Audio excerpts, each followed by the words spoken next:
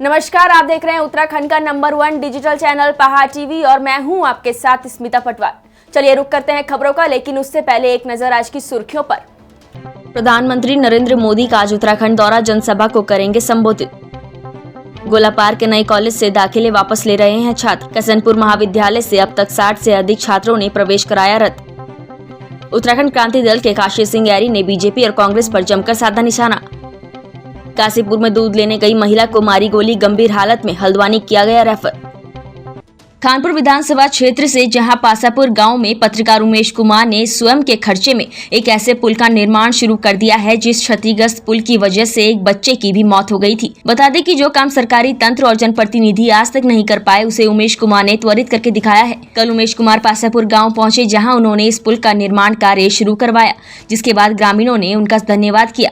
जिन दंपति का बच्चा इस पुल की वजह से नाले में गिर गया था, उन्होंने बताया कि आज तक ना तो वर्तमान विधायक ने और ना अन्य किसी सरकारी सिस्टम ने इस पुल की सुध ली, पर उमेश कुमार ने इस पर तुरंत काम भी शुरू करवा दिया। तो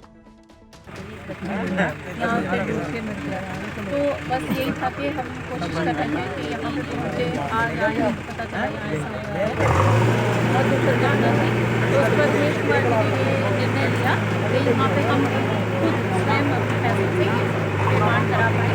तो आज इसकी शुरुआत है। आज जैसे भी शुरुआत है, आज की दिनेश शुरुआत है और इसकी शुरुआत की है। उम्मीद है इसके बाद इन लोगों की, यहाँ के ग्रामीण लोगों की समस्याएं कुछ हद तक हम कम कर पाएंगे, इनके कुछ हद तक आ जाएंगे। प्रधानमंत्री नरेंद्र मोदी आज उत्तराखंड दौरे पर हैं, जहां वो पहले देहरादून में आयोजित रैली में शामिल होंगे। इस रैली में भारतीय जनता पार्टी ने 1 लाख लोगों की भीड़ जुटाने का लक्ष्य रखा है, जिसको लेकर कार्यकर्ताओं में अपार उत्साह देखा जा रहा है। भाजपा के शीर्ष नेताओं द्वारा रैली में बूथ स्तर तक के कार्यकर्ताओं का उपस्थित होना सुनिश्चित किया गया है, जिसको लेकर मसूरी में भाजपा महिला मोर्चा के कार्यकर्ताओं द्वारा मसूरी महिला मोर्चा के अध्यक्ष पुष्पा पडियार के नेतृत्व में मसूरी मलिंगा चौक से लेकर गांधी चौक तक लोगों से ज्यादा संख्या में देहरादून पहुंचकर प्रधानमंत्री नरेंद्र मोदी की महारैली को सफल बनाने का आह्वान किया। जैसे कि सभी को मालूम है कि 4 तारीख को हमारे देश के यशस्वी प्रधानमंत्री नरेंद्र मोदी जी उत्तराखंड पहुंच रहे हैं। उसी उपलक्ष्य में सारी महिलाओं के अंदर बहुत ज़्यादा क्रेज़ है। सब महिलाएं बहुत उत्साहित हैं कि माननीय प्रधानमंत्री जी हमारे उत्तराखंड में पहुंच रहे हैं। उसी के आगाज़ में हम लोग सब लोग दुकानें डोर टू डोर संदेश दे रहे हैं कि इस महारैली को सफल बनाइए। आपके द्वारा पैम्पलेट भी बांटे जा रहे हैं, किस तरीके के पैम्पलेट है? मोदी जी की योजनाएं हैं, इसमें बहुत सारी उत्तराखंड का विकास भाजपा के साथ, ये सारी योजनाएं इसमें हैं। ये जगह जगह पत्रिका दी जा रही है, मोदी जी के कार्य का लोग मुझसे क्या किया है, तो ये पत्रिका दी है, इसमें सारा कुछ है। उत्तराखंड के लिए विशेष सौगात मोदी जी ने दी है कि आज उत्तराखंड को कहाँ पर उन्होंने पहुँचाया है। आज उत्तराखंड में रेल यहाँ पर पहुँच चुकी, जो कि एक उत्तराखंड के जो गांव वालों के लिए एक सपना था रेल के बारे में सोचना। आज रेल उत्तराखंड में पहुँच चुकी है। जगह जगह चौड़ीकरण, सड़कों का कितने कम टाइम पे आज सड़कें चौड़ीकरण हुई हैं, सब कुछ बना है। तो इसलिए मोदी जी के उसमें आज पूरी महिलाओं के अंदर बहुत उत्साह है और सर महिलाएं सब जो कि संदेश देते हुए हम जा रहे हैं कि इस महारैली को सफल बनाएं और आप भी आएं। सबको निमंत्रण संदेश है।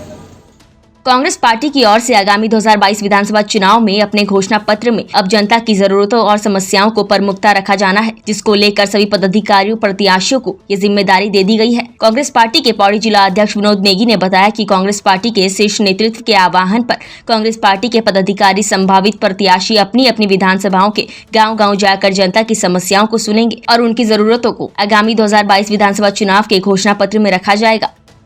ऐसा है, प्रदेश नेतृत्व के द्वारा उनके आह्वान पर हम लोगों को जो आदेश किए गए हैं कि आज 2 दिसंबर को एक घोषणा पत्र जो हमारी कांग्रेस पार्टी का जारी होना है, जिसे प्रतिज्ञा पत्र भी कह सकते हैं हम लोग, तो वो उसके बारे में हम लोगों को जो जानकारी जुटानी है, उसके संबंध में हमसे पूछा गया है कि जो है जितने भी हमारे जो वरिष्ठ नेतागण होंगे, जो संभावित प्रत्याशी होंगे, वो गाँव में जाकर जनता के बीच जाकर जनता से जो मूलभूत समस्याएं जनता की हैं उनके बारे में उनसे डिस्कशन कर उन समस्याओं को मतलब जनता के बीच से चुन कर लाएँ और उनको हम अपने जो घोषणा पत्र हैं उसमें शामिल करें। तो इसी बारे में हम लोगों की आज ये प्रेस वार्ता हुई है।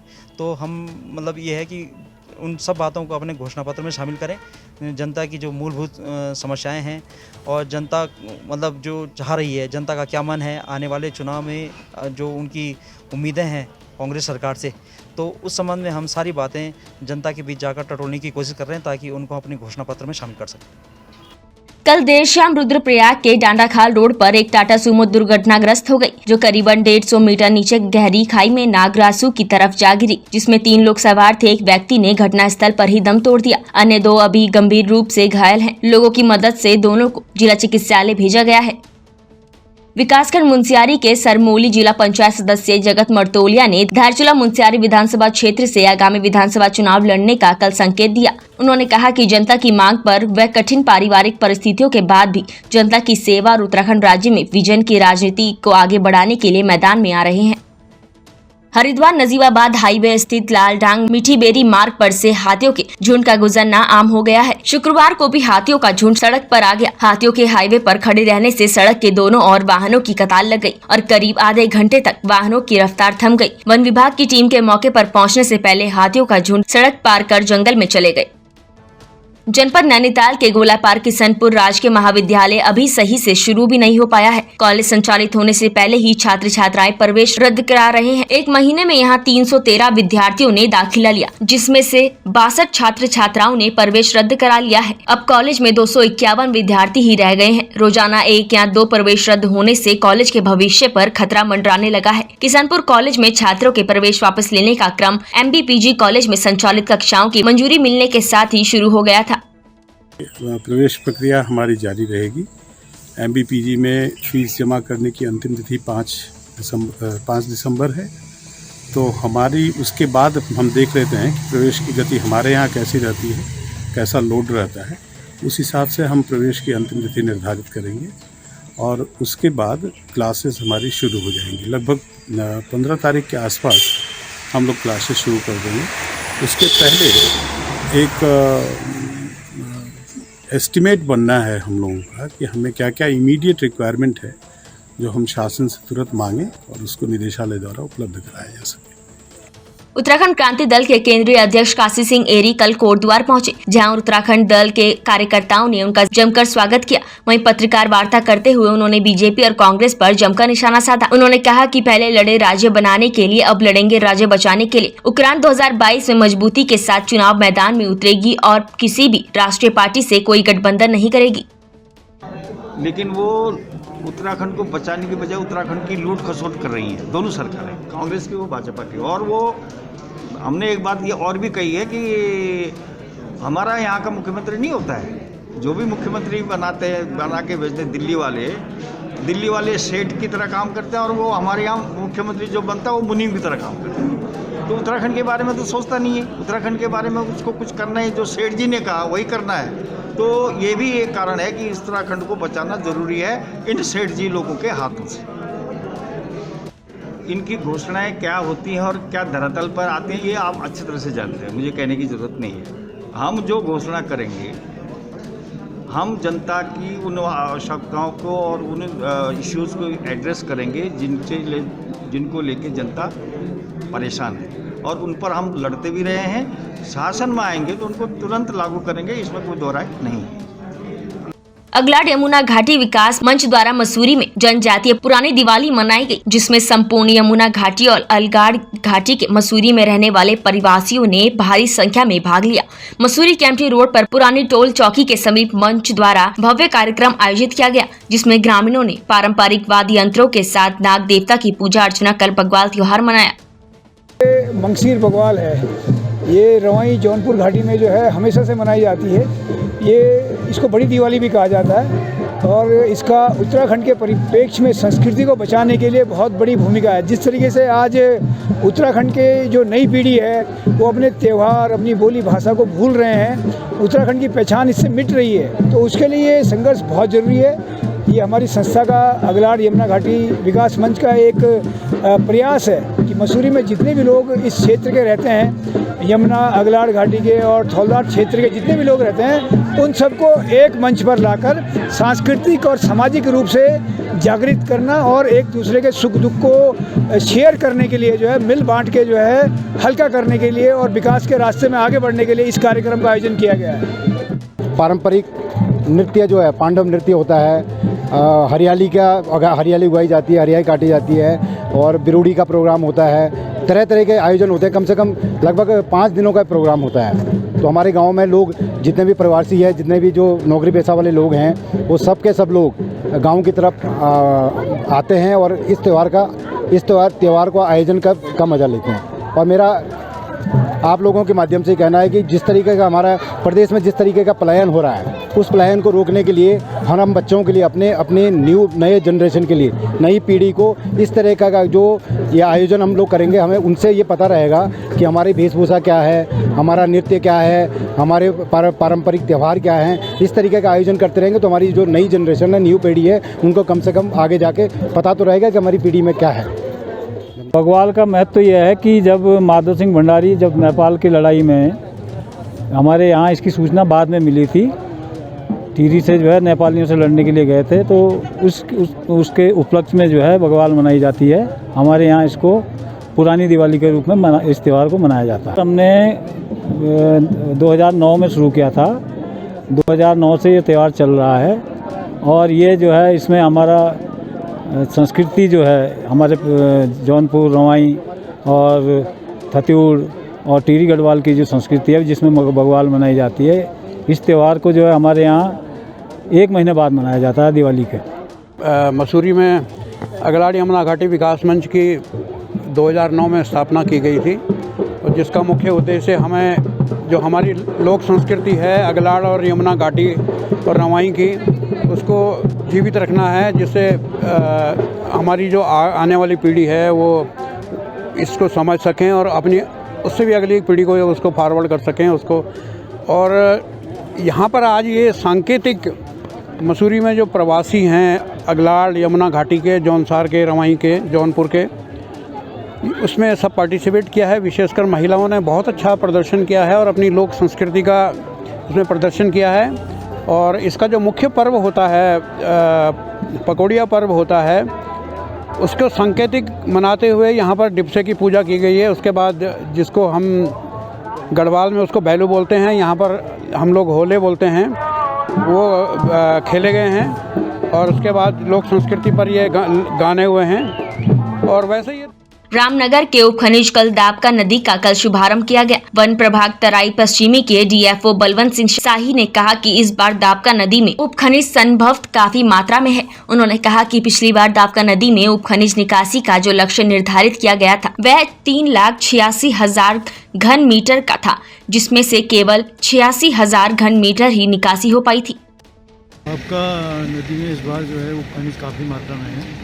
तो पिछले साल इसका लक्ष्य जो है 3,86,000 घन मीटर था, जिसमें से 86,000 घन मीटर प्राप्त हो सका।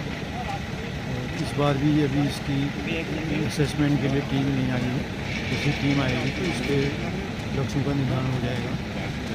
तो कोसी नदी में अभी पानी काफ़ी मात्रा में है, पानी कम होती है, शीघ्र ही कोसी नदी को भी खोल जाएगा। 31 मई 2022 तक कोसी और दाबका में खनिज चुकान किया जाएगा। हरिद्वार पहुंचे विश्व हिंदू परिषद के राष्ट्रीय उपाध्यक्ष और श्री राम जन्मभूमि तीर्थ क्षेत्र न्याय ट्रस्ट के महामंत्री चंपत राय ने कहा कि दिसंबर 2023 तक भगवान श्री राम को उनके मूल्य स्थान पर स्थापित करा दिया जाएगा। अयोध्या में हो रहे भगवान श्री राम मंदिर के निर्माण के बारे में बताते हुए चंपत राय ने कहा कि भगवान श्री राम का मंदिर इतना अद्भुत और दिव्य होगा कि दुनिया उसे देखने आएगी। मंदिर के निर्माण शैली पर आने वाले समय में इंजीनियर इंस्टीट्यूट शोध करेंगे। उन्होंने दावा किया है कि मंदिर में इतना बड़ा स्टोन वर्क करवाया जा रहा है कि देश के किसी भी मंदिर में 100 सालों में इतना बड़ा स्टोन वर्क नहीं हुआ है। अल्मोड़ा जिले के विकासखंड सल्ट के तल्ला सल्ट ग्राम पंचायत अचरोन में 3 जनवरी 2021 को दिनेश चंद्र पुत्र गिरीश सत्यावली का रेस्टोरेंट में कार्मिशल गैस सिलेंडर फटने से दुकान में रखा सामान जलकर राख हो गया। दुकान स्वामी गिरीश सत्यावली का कहना है, मुझे अभी तक सरकार से कोई आर्थिक मदद नहीं मिली। मैंने गैस एजेंसी सल्ट को सूचना दी, मुझे केवल आश्वासन मिला। मैं बहुत परेशान हूँ। रेस्टोरेंट के सहारे रोजगार चला रहा था। मैंने पंजाब नेशनल बैंक से 6 लाख का लोन लिया था। हम इस बार जो वर्क सेंक्शन करा रहे हैं, ये बिल्कुल वाजिब मांग है और न केवल मतलब रेलवे के उससे बल्कि ये जनता की सेफ्टी से भी एसोसिएटेड है। तो इसको वर्क को सेंक्शन करा के अगले साल इसको शुरू कर देंगे काम। मेरे ख्याल में अगले साल खत्म हो जाएगा। महाप्रबंधक महोदय का निरीक्षण था, महाप्रबंधक पूर्वोत्तर रेलवे का, तो रामपुर से लेके पूरा बाकायदा ये काशीपुर होते हुए लालकुआं होते हुए अब रामनगर आए हैं और रामनगर स्टेशन का भी थोड़ी देर बाद निरीक्षण भी करेंगे इसका। तो यहाँ वही है जो रूटीन इंस्पेक्शन होते हैं, स्टेशन का इंस्पेक्शन, फैसिलिटीज़, यहाँ कुछ सेफ्टी, रास्ते भर में उन्होंने सेफ्टी से रिलेटेड चीज़ें कहाँ पे क्या चीज़ कमी है और क्या ठीक है वो सब देखते हुए आए हैं। नहीं, उन्होंने जो कुछ ट्रेन जो हैं उन्होंने कहा कि रीस्टार्ट की जाए, पैसेंजर ट्रेन हैं उनको रीस्टार्ट करने की बात है और कुछ नई ट्रेन स्टार्ट करने की बात है। और एक ये जो फुट ओवर ब्रिज की जो आपने बात की है वो भी उन्होंने कहा है, तो वो ठीक है, वो सबको हम लोग अभी एग्जामिन करें। फुट ओवर ब्रिज तो हमने कमिटमेंट दे दिया कि हम करा रहे हैं, अगले साल करा देंगे उससे। बाकी ट्रेन जो है वो अपने हर एक का अपना फाइनेंशियल और ऑपरेशनल जस्टिफिकेशन देना होता है। कई ट्रेन जो ऐसी हैं जिनकी आपकी ऑक्यूपेंसी बहुत ही कम है, तो उसको जस्टिफाई करना थोड़ा मुश्किल हो जाता है। फिर भी देखते हैं, जितनी भी सारी हैं सबके सब कराएंगे। अंतर्राष्ट्रीय दिव्यांग दिवस के उपलक्ष्य में Himalayan institute hospital trust Jolly Grant के ग्राम्य विकास संस्थान में दिव्यांगजनों को सम्मानित किया गया। HIHT के अध्यक्ष समिति के सदस्य और SRHU के कुलपति डॉक्टर विजय धस्माना ने कहा कि दिव्यांगजनों के सशक्तिकरण की दिशा में हमारी कोशिश निरंतर जारी है। उत्तरकाशी जिलाधिकारी मयूर दीक्षित ने शुक्रवार को राजकीय महाविद्यालय प्रेक्षागृह में आयोजित आशा कार्यकर्तियों के सम्मेलन में बतौर मुख्य अतिथि के रूप में शिरकत की। जिलाधिकारी ने अपने संबोधन में कोविड काल में बेहतरीन कार्य के लिए आशा कार्यकर्तियों की सराहना की। उन्होंने कहा कि कोविड काल में टीकाकरण और कोविड पॉजिटिव व्यक्तियों के संपर्क में आए लोगों की कॉन्टैक्ट ट्रेसिंग और अन्य कार्यों का बेहतरीन तरीके से संपन्न किया। उत्तराखंड की बड़ी खबरों में फिलहाल इतना ही। बाकी खबरों के लिए देखते रहिए पहाड़ टीवी। है बेखौफ उम्मीद का रंग।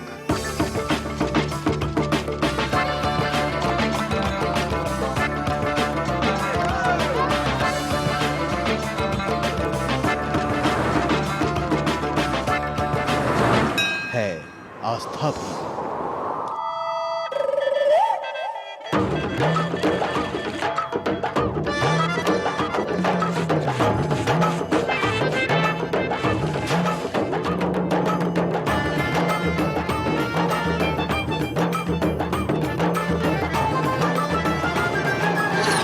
ये है मेरा उत्तराखंड।